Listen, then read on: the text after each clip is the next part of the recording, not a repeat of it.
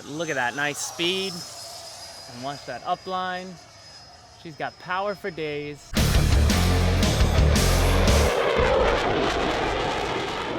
Yeah, it's 6,000 Admiral Pro in the Avanti, the red version. I dig the red Avanti. I like the color difference from the yellow. And if everyone knows, the red version does have a different power system. It's a 1900 kV motor with a 9-blade fan, and we have a real scale jet going over. But the 9-blade fan, whereas the yellow one was the 1850 kV with the 12-blade. So maybe the yellow one sounds a little better than the red, but I can't really tell the difference in performance. I love them both. So here we go. Taking off, right to left.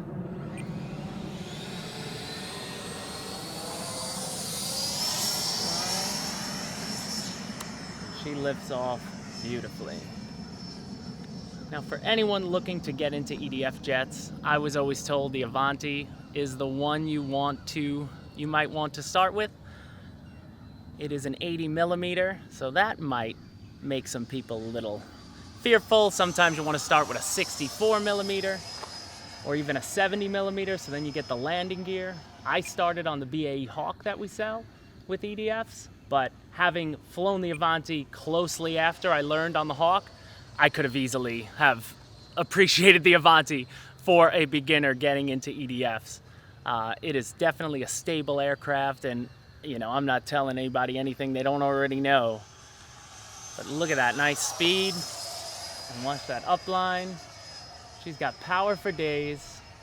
She could do all the aerobatics you'd want to do with a jet, but also she can fly really slow and stable as well. Turn it and burn it. Let's go up into a barrel roll. And then I'm going to bring the throttle down. And I'm going to come by a little slower this time, Alex. So let me drop. I'm going to go full flaps. So now I'm full flaps, power off. Look how slow she flies. Taking the flaps out. And you could probably keep her at half throttle and just cruise around the field like a trainer and really learn your aircraft.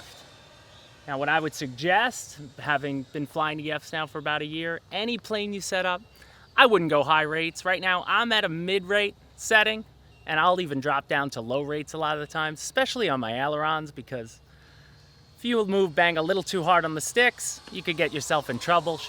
Any jet, for the most part, will roll pretty quickly, and you could have problems with orientation. But we got a beautiful day here, and those white wings on top really help you see. So when I see the white, I know I'm facing the right direction. Now I'm going to come in and let's increase the throttle a little lower. And look at her go. Come over. Fall out.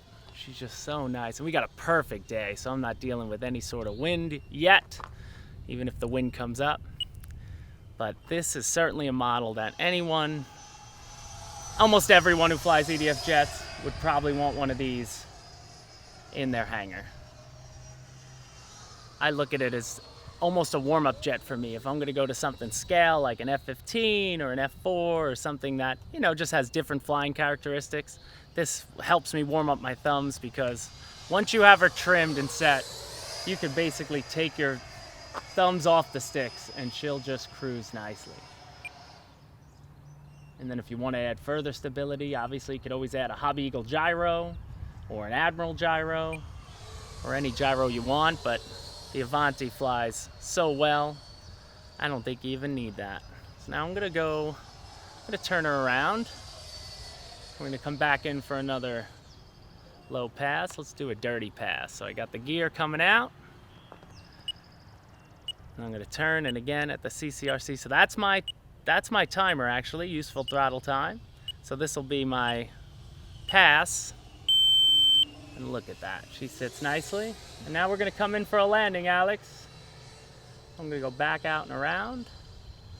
Now, even though we don't have much wind, I'm going to go half flaps. So now I'm half flaps, gear down, cruising. Now as I make my turn, I cut the throttle about here, and then just let her coast in. And then I'll only bring in the throttle if I feel she needs it, like right there.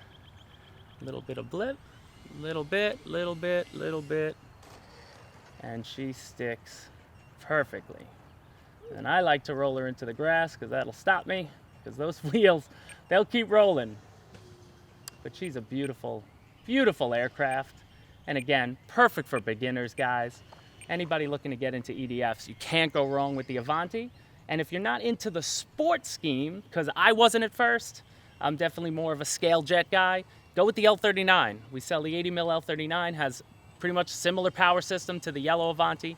And both are great flying aircrafts that are capable of slow flight and have all the speed I could need running on 6S. And I know guys always upgrade them or not, but that speed on that is pretty fine. So I hope you enjoyed it. That's the 6000. Let me check the cell count, checking the battery count before we get out of here so we don't get people mad. But I went 26. Are you on that? I went 26 seconds over 3 minutes and 30. So almost 4 minutes of useful throttle time, like Patrick called it, where my timer goes off after when I'm less than 25% on the throttle. So let's pull that battery out. Feel her. Good. I wasn't being too hard on her, I don't think. But I'm at 31%.